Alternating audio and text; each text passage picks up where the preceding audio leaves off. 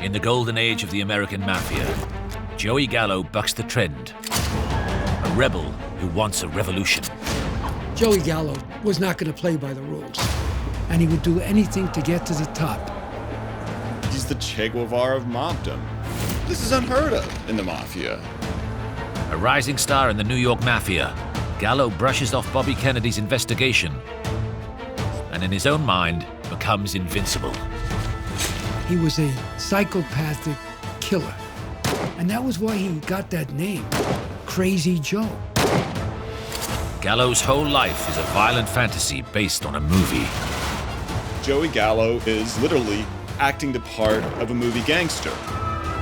He looks like this freak 1940s movie villain. Slipping between different realities, a murderer with an alter ego as a beatnik artist. He's real eccentric. He's smoking reefers with his beatnik wife. But the mob's not going to let Joey write a happy ending for the movie in his mind. It was the most dramatic ending of any gangster film you could ever watch.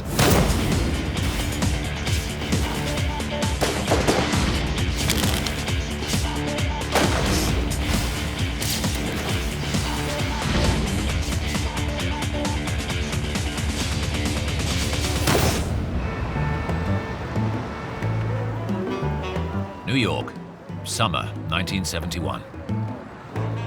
A festive crowd has rallied for the Italian-American Civil Rights League in a celebration of cultural identity. But in fact, the popular event is a front for the American Mafia. They did make a lot of money. It was said that they made maybe $1 million, $2 million. It was just a big scam. The League is in fact run by one of New York's most dangerous and powerful mafia crime bosses, Joe Colombo. Mr. Colombo, are you a boss of the Mafia? No, I am not. Is there a Mafia? No, there is not. Today, Joe Colombo's on his way to address a League rally. It may all be a sham, but he is worshipped by many in the Italian-American community. Colombo shows up, surrounded with bodyguards, and a massive roar comes out of the audience. Great cheer, as if a conquering hero had showed up, you know? He's waving. At the same time, 24-year-old Jerome Johnson threads his way towards him. Jerome Johnson was wearing a press card and had a camera, and he moseyed up to Joe Colombo. But Johnson is no journalist. He pulls out a handgun and at point blank opens fire. He shot Joe Colombo in the head. I think he hit him 3 times in the head. Detective Mike Sheenan is caught in the mayhem. I see Colombo go down. I see a bunch of guys run to him. But in the ensuing chaos and mayhem, Colombo's bodyguard guns down Johnson.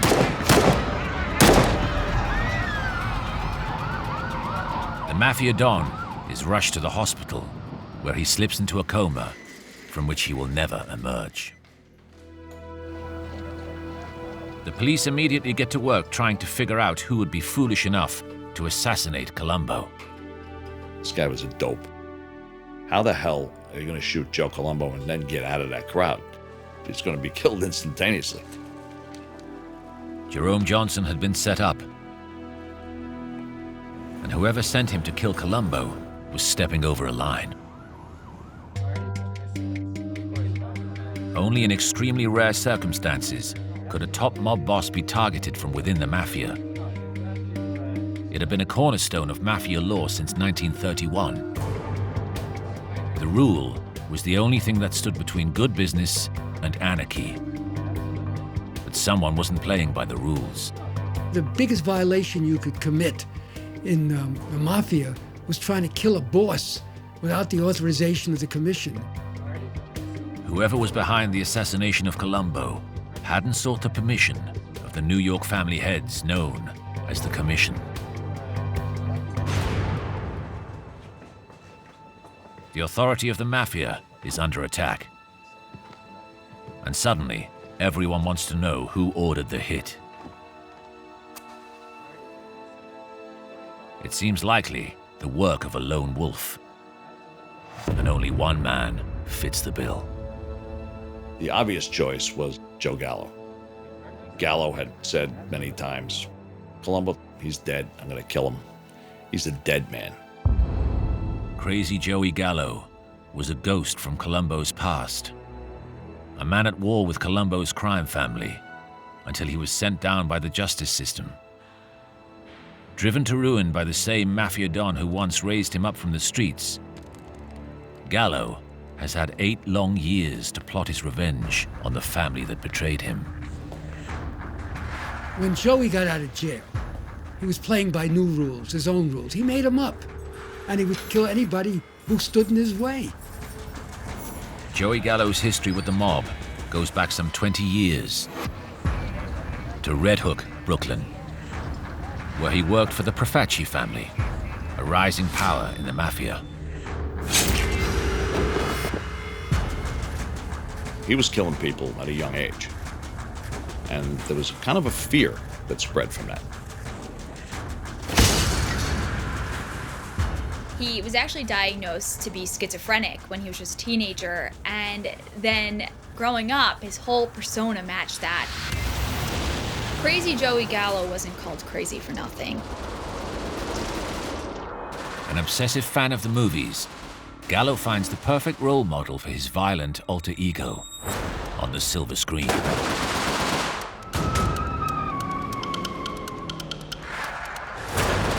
He looked just like the psychotic killer Tommy Udo from this 1947 film noir, Kiss of Death. He wore Tommy Udo's exact outfit, black jacket, black shirt, white tie. He even had that kooky, unnerving grin and odd bursts of laughter. And Joey Gallo's act quickly draws the attention of the boss of Brooklyn's leading Mafia family, Joe Profaci. That family had always been in Brooklyn. They were big on gambling, they were big on the loan sharking, they were big on controlling the waterfront, where a lot of crimes were committed. Joe Profaci sees the potential in Gallo and believes he has the perfect stage for Joey's rage-fueled act. The Brooklyn Business District. Joey Gallo filled a very specific role for the mob, which was he was extremely effective at extortion. He was a strong-arm guy. That's what he did. If somebody didn't pay him, then he would kill him. Joey's crazy new character is a hit. Under Joe Profaci's patronage, Joey Gallo graduates from bit part player to supporting role as enforcer for the Profaci family. But Joey wants more. He wants top billing. But the Profacis are the only mob in Brooklyn. Gallo knows the only way up is within the organization, as a made man. Being made in the Mafia was just something that was supposed to be done if you were a young upstart hoodlum. I mean, that's your dream. But to get made, Joey will have to pass a lethal audition. In the Mafia, the traditional way to get made is called making your bones, and which of course is doing a hit on somebody. But Profaci doesn't ask Joey Gallo to hit just anyone. In October 1957, Joe Profaci orders Joey Gallo to kill the notorious Albert Anastasia, a rival Mafia crime boss and feared executioner known as the Butcher of Brooklyn. Albert Anastasia was one of the most ruthless bastards on the face of the earth. But in the movie in Joey's mind, Anastasia is the monster Gallo was born to slay. The stakes couldn't be higher. If Gallo succeeds, the promotion he craves seems certain. Failure means death. But psychopathic Joey knows no fear.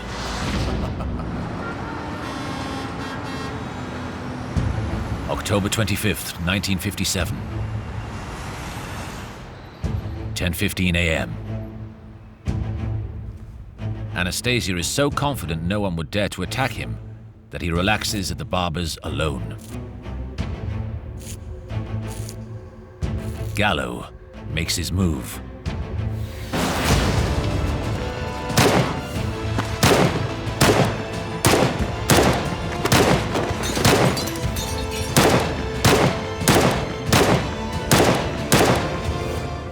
The mob has a new executioner.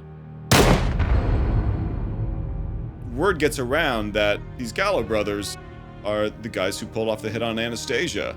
It gives him major cred in the underworld. Gallo has killed for the Profaci boss, and now he's a paid-up member of the Profaci family. It's a mobster dream come true. Joey Gallo and his brothers move to new headquarters in Brooklyn, and with Joe Profaci's blessing, start expanding their criminal operations.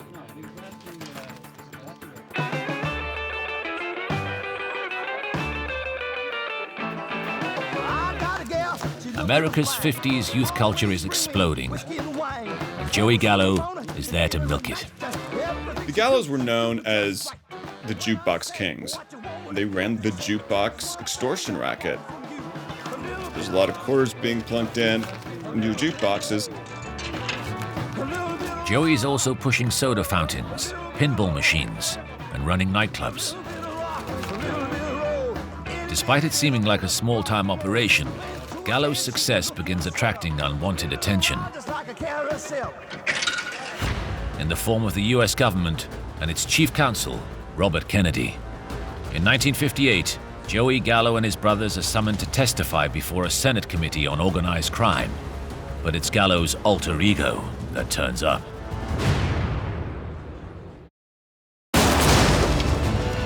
Joey Gallo has murdered his way to the top of the New York Mafia. Now a notorious made man, he finally seems to be receiving the recognition he craves. In 1958, Joey Gallo and his brothers are summoned to testify before a Senate Committee on Organized Crime. But it's Gallo the movie star that turns up. When Joey Gallo is called before Robert Kennedy's McClellan Committee, he shows up in his black coat, and he's wearing sunglasses. He looks like this freak 1940s movie villain, this charismatic wild man. From the start, it's quite obvious Joey is not going to kowtow to authority, not even the US government's. You see this larger-than-life movie gangster is going face-to-face against Robert Kennedy in this nationally televised street fight. I respectfully decline to answer because I honestly believe my answer might tend to incriminate me. Throughout the televised hearings, Joey acts out the gangster role he has invented for himself. He's defiantly telling the senators, "I'm pleading the fifth," over and over and over. It's like this sort of act of disrespect against the system. Despite Kennedy's best efforts, there is no concrete evidence to incriminate Joe Gallo. And America's public enemy #1 is free to walk. Joey Gallo definitely got under Robert Kennedy's skin. I mean, Kennedy said this was the toughest hood I ever had to face. Crazy Joe is now feeling invincible. After his performance in front of the McClellan Committee, Joey Gallo comes out literally a mob star. Gallo's reputation now has gone nationwide. You could walk in any bar in Manhattan, people would be like, oh, that's the guy who was on television. He was now a celebrity gangster, not just Joey Gallo from Red Hook.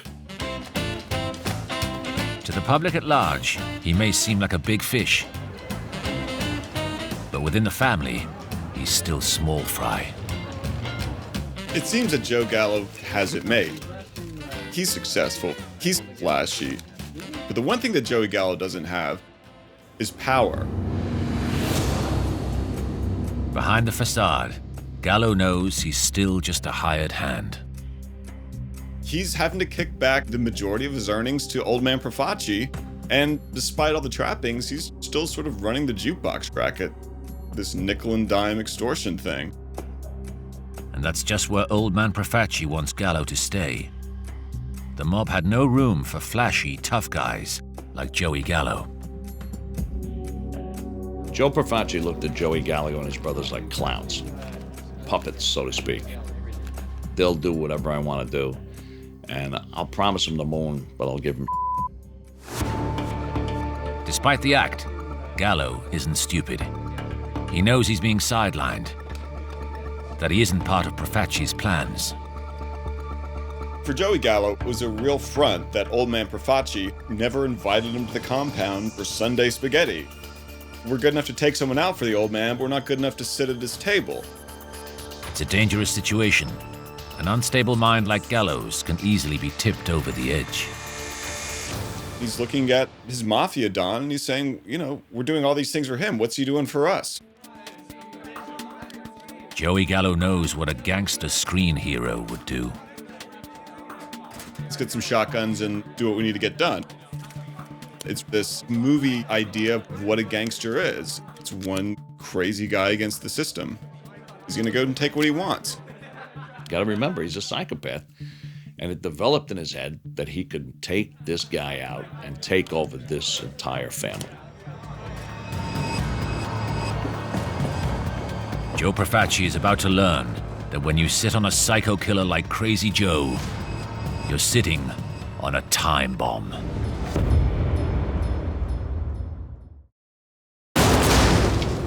By 1957, rising Mafia star Crazy Joey Gallo's stone-cold killer instincts have made him within the Profaci family.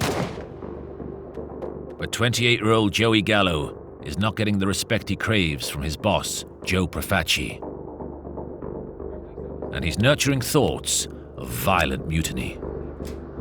Joey Gallo's really, in many ways, sort of the classic idea of a juvenile delinquent from the 1950s.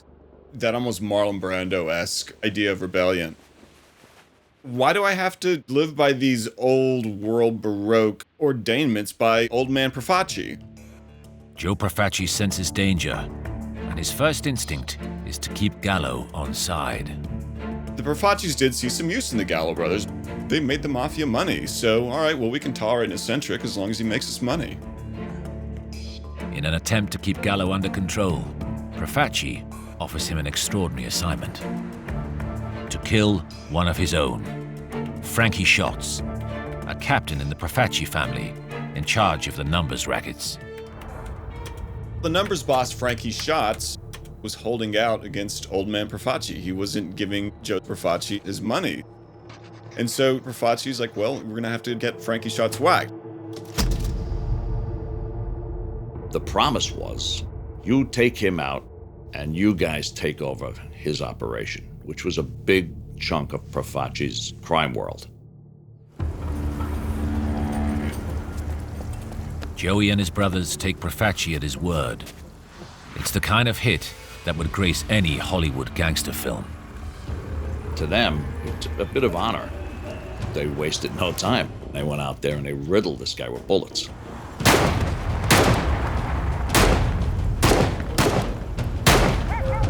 He had like 10, 15 bullets in the face.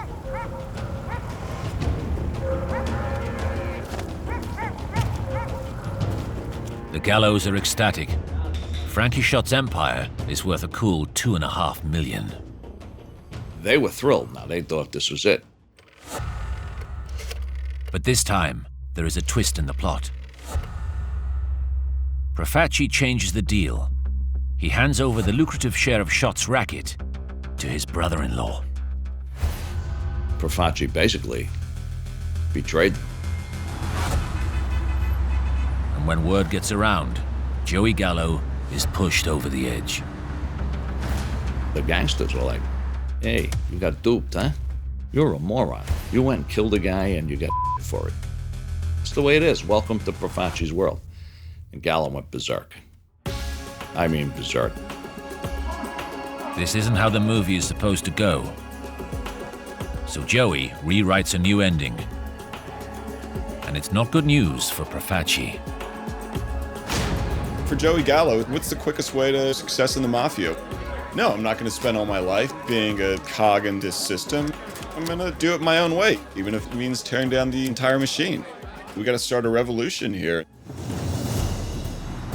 March 1960. If there's going to be a revolution, it's going to be done the Gallo way. Joey Gallo's idea was, let's kill them all. Let's take the old man, we'll kidnap him, we'll kidnap his underlings, and let's kill him. In the history of the American Mafia, there has never been a plot like it. No one takes down a boss without permission of the ruling body. But then, Joey Gallo is a rebel. This doesn't exactly conform with the rules of a coup in the Mafia, and there actually sort of were, traditions of how you're going to do it. If you're going to make a coup, you're going to have to get permission of the Mafia Commission.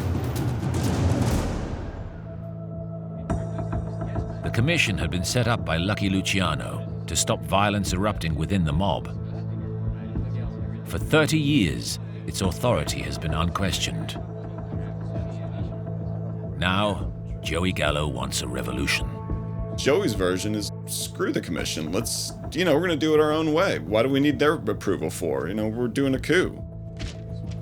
And when Gallo takes care of Profaci, he's going to demand to be the headline act. Gallo's master plan was to whack Profaci and then just step into his shoes. February 1961, Joey Gallo's audacious coup springs into action. Across Manhattan, 20 of his henchmen target the Profaci High Command. They pulled it almost like a commando raid. In one afternoon, they grabbed 5 close aides, including the top aide to the boss of the family. This was unheard of. It is a stunning gambit, and the Gallo assault takes the Profacis off guard. You have a couple crazy young Gallo brothers trying to kidnap the Don? This is unheard of in the Mafia. I mean, what an act of disrespect. Especially if you're the guys on the bottom of the totem pole.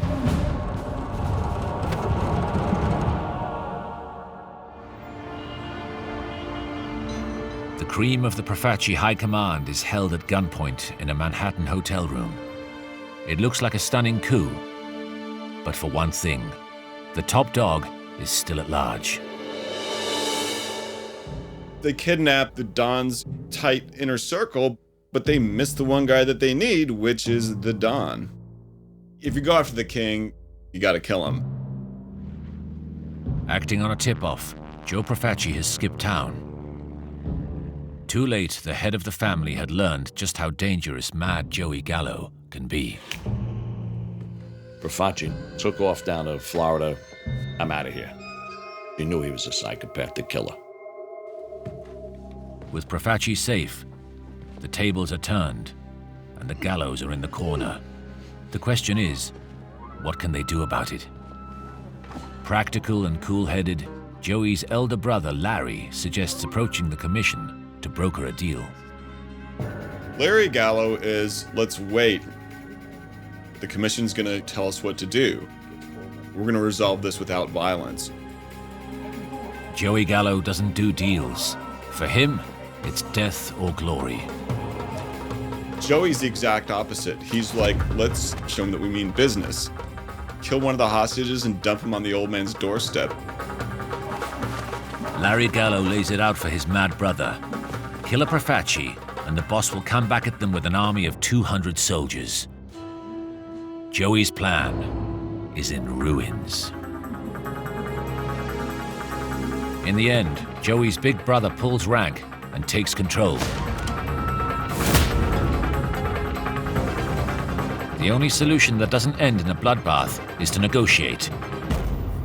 And the commission agrees. The commission's idea of how to settle this coup is no violence. Let's not create more attention to the Mafia because it's bad for business.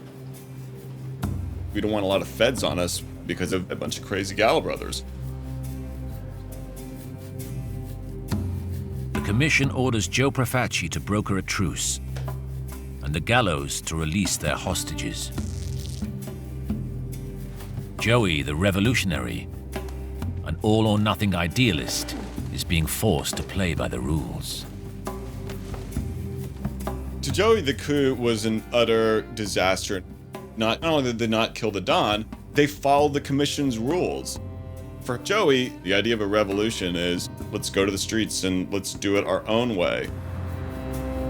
Any normal mobster would lie low, but Joey Gallo is no normal mobster. His next move is unique in the history of the Mafia. Gallo tunes in and drops out. He heads to Greenwich Village, the hotbed of the anti-establishment counterculture scene of the early 1960s. Joey really took a liking to Greenwich Village. It was a center where those in their 20s were rebelling against capitalism. Joey embraces every aspect of the beatnik crowd. The revolutionary hothead swaps the gun for the bong. He's smoking reefers. He's chewing hash, like chewing tobacco. Joey, in his own way, is going through the classic beatnik mind expansion. Gallo falls for a woman, Jeffy Lee, who for a time softens his gangster alter ego. Joey was really living in a black and white world at the time, and here's a young, wild, free Jeffy. She opened up his world to a whole rainbow of colors. And just like before, Joey embraces his new role and pushes it to the limit. There's jazz, there's tons of sex, and a lot of weed. But if Joey is trying to escape his demons, the Mafia have no intention of letting him.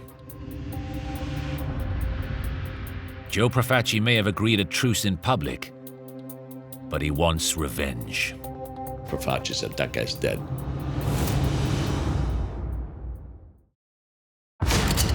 After a disastrous coup attempt against mob boss Joe Profaci, Joey Gallo, now a disillusioned Mafia underling, is in search of a peaceful, beatnik lifestyle. But Profaci is determined to exact revenge for the attempted overthrow of the family and defiance of the sacrosanct rules governing the Mafia. Profaci was from the old school, that you never took on the boss, you had total obedience. And the idea that Gallo would start a rebellion against him meant one thing. He was out to kill Gallo. Profaci said, that guy's dead. And he goes, I got to eliminate the threat before they come to me. And then the war began. May 1961. A grim message signals that the bloodbath has begun. The first victim, Gallo hitman Joey Jelly. A package was dropped in front of the restaurant. And inside was a dead fish and the clothes of Joey's best hitman. It's a Sicilian message. Inside the clothes of Joe Jelly is a dead fish, hence Joe Jelly sleeps with the fishes. Next on Joe Profaci's hit list is Joey's elder brother, Larry. Lured to a meeting in a secluded bar, Larry is unaware he may be enjoying his last drink. He was sitting at the bar, and all of a sudden, two guys come behind him and put a rope around his neck and start to strangle him. Luckily for Larry Gallo, a local cop pops in for happy hour. A sergeant walked in the front door, and they see him, and they flee. Larry Gallo survives. But the message hits home loud and clear. Joey Gallo is next on Joe Profaci's death list. It's time to reprise his old role. The hipster is put on hold, and Crazy Joey the Psycho Killer is back. For Joey, it's like, all right, well, they messed with my brother. It's time to go to war. Let's do it my way now. Like, let's take it to the system. Hell-bent on an all-out war, Joey turns his HQ into a fortress. The Profacis aren't going to hit them again so easily. It was called going into the mattresses, and this became their fort. They put barbed wire up on the roof. They got chicken wire and put it on all the windows so that a hand grenade or a bomb could not be tossed through. This was an all-out war. This is the role Joey craves. Outgunned and outnumbered, it's Crazy Joe against the establishment. And it'll end in a brutal bloodbath. He's the Che Guevara of mobdom. He's ready to go full on against the Profaci family, and he thinks he's gonna win.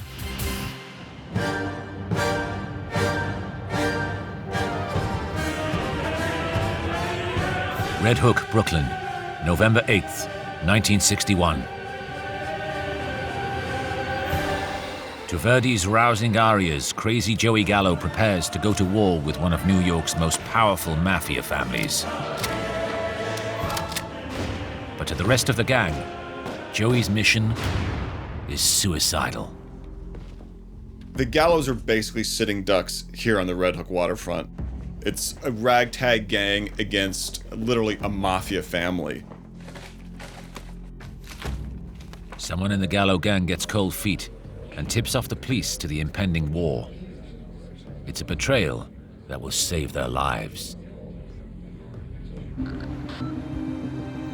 Like the cavalry coming over the hills, the Brooklyn police launch a 24/7 surveillance operation.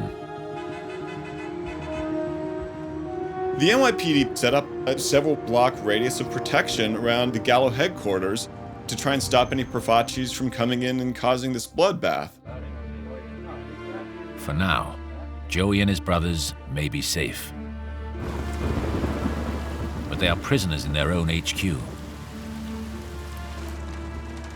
Winter draws in, and unable to run their criminal activities, the swaggering Gallos are broke and living in squalor. The situation for the Gallos got very bleak. Con Ed shuts off their power. Half of the gang leaves. I mean, these guys are just barely hanging on. Desperate for cash, Joey decides to extort payments from a local bar owner, Teddy Moss. He didn't realize that Teddy Moss wasn't an easy kind of guy to go along with, okay? By now, Joey's stock is so low that even a local bar owner brushes him off. He thought Teddy Moss would fold like a cheap suit. No way. Teddy Moss was like, "You're not taking a piece of my business. I worked my ass for this business." Teddy Moss goes straight to the cops.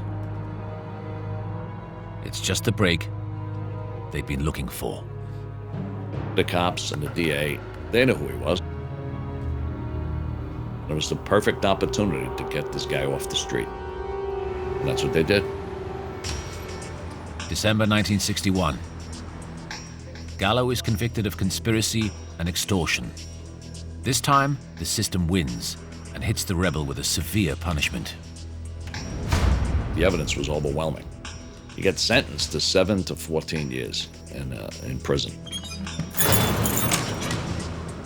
With Crazy Joey Gallo locked up, order is restored to the Mafia underworld. For now. They jailed Joey right in the midst of this Gallo-Profaci war, so the Gallos effectively lose their Che Guevara. It seems like Profaci has won this battle, but die-hard revolutionary Joey Gallo bides his time and prepares his terrible revenge on Joe Profaci's family. Ambitious mobster Joey Gallo has risked it all and lost. His war with the Mafia family he once served has landed him in jail. Sentenced to a harsh 7 to 14 years stretch, Joey Gallo does his best to acclimatize to life behind bars. While in prison, Joey Gallo begins a second phase of life. He suddenly discovers books. The once violent and impulsive Gallo cools his heels behind bars, reading books and painting.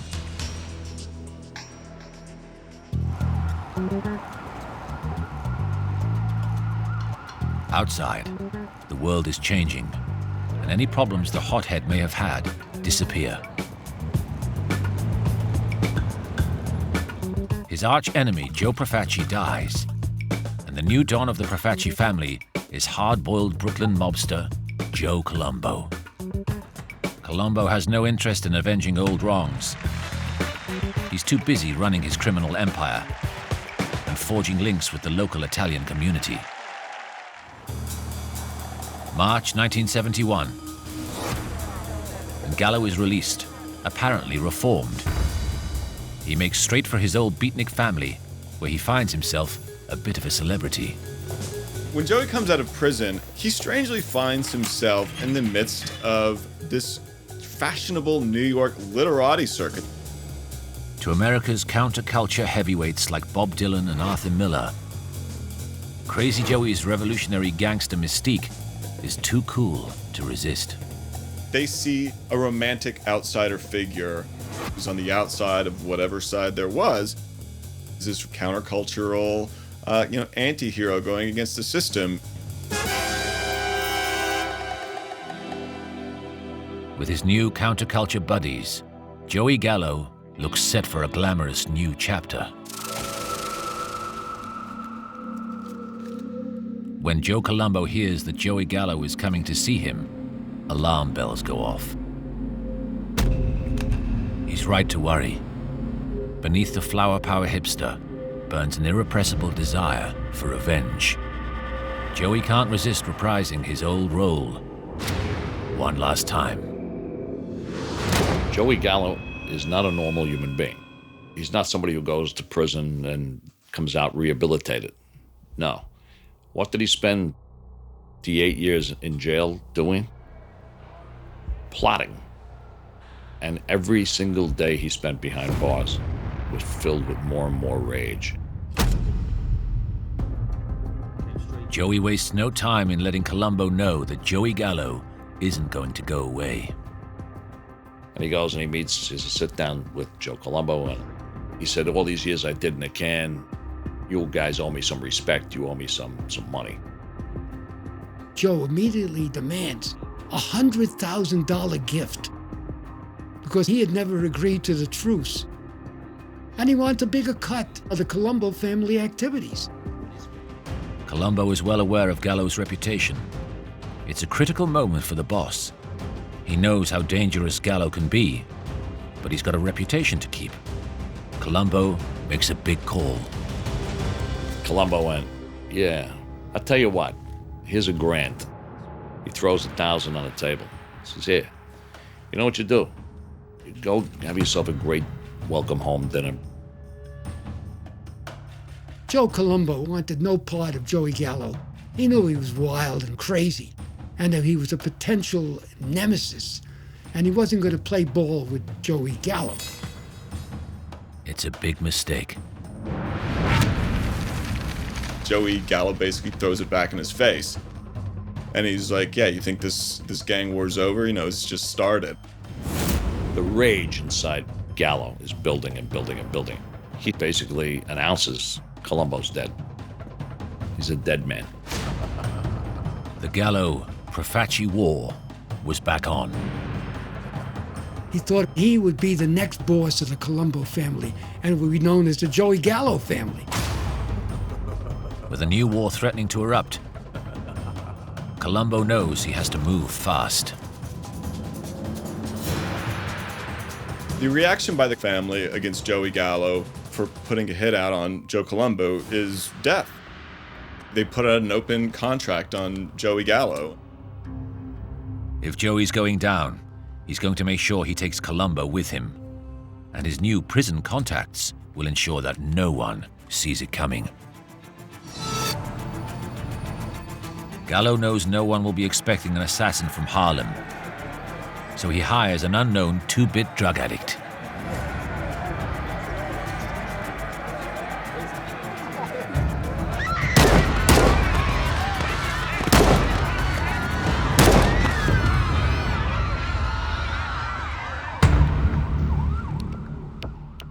Crazy Joey Gallo, the maverick mobster has broken the rules and finally taken down a leading Mafia don. And he must know that transgression cannot go unpunished.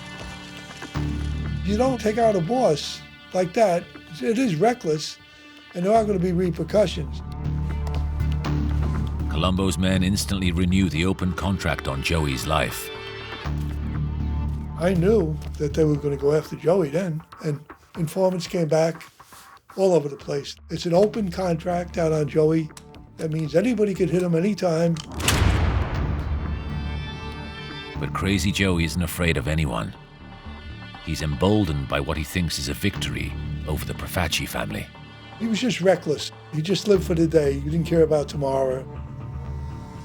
Open contract or not, Joey knows that in the movies, the hero always wins in the end. This guy was a psychopathic killer. His ego was unbelievable. He was invincible. He's going to live forever. I'm Joe Gallo. April 6th, 1972. Little Italy. Joey is celebrating his 43rd birthday with his entourage. They're sitting in the back and having a nice dinner of clams and shrimp and all that stuff. And everything's fine.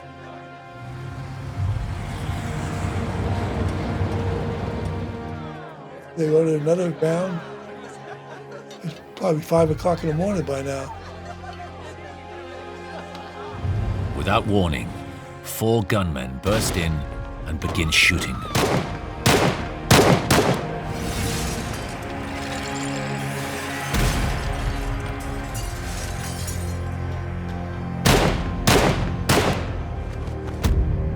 The executioner's bullet pierces Joey's carotid artery. Detective Mike Sheenan was one of the first cops on the scene. I looked down and I said, "You know what that is?" So that's Joey Gallo. Joey Gallo. That's Crazy Joey Gallo. And he was gone. It's a fitting climax for a man who modeled himself on a Hollywood noir gangster. Joey Gallo simply had to go down in a hail of bullets. Joey Gallo's really living out his ultimate movie fantasy by getting gunned down in spectacular fashion in front of Umberto's Clam House in Little Italy. Embraced by a New York fashionable elite as a counterculture anti-hero, Joey Gallo's funeral is attended by hundreds of mourners. It's an example of the naivety of a lot of people, including Bob Dylan, who writes a song about him. Joey was sophisticated enough that he acted like he was really innocent and that he was a victim of society, not somebody who victimized society. Behind the romanticized image hid a different man, capable of ruthless brutality and cold-blooded murder, who started one of the bloodiest wars in the history of the Mafia and rocked the mob to its core.